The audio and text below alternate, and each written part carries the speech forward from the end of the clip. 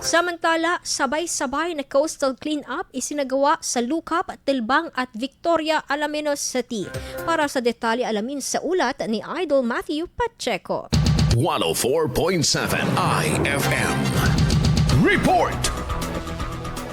Isinagawa ang simultaneous coastal cleanup sa mga baybayin ng barangay Lucap, Telbang at Victoria sa lungsod ng Alaminos sa pangunguna ng City Youth Sports and Development Office katuwang ng City Environment Natural Resources Office noong araw ng Lunes, 24 ng Nobyembre. Nagsimula ang aktibidad sa isang maikling programa na may temang Clean Coast, Clean Future, Youth in Action for Greener Ocean. Lumahok dito ang maraming kabataan mula sa YESO ng iba't ibang high school sa lungsod kasama mga miyembro ng kanilang SK Councils.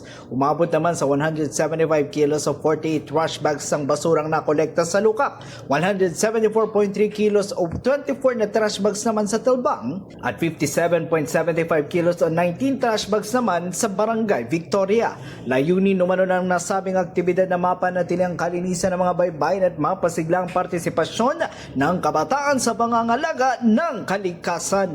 Kasama mong larito sa IFM Dagupan. Ako si Idol Matthew Pacheco. Tatak IFM!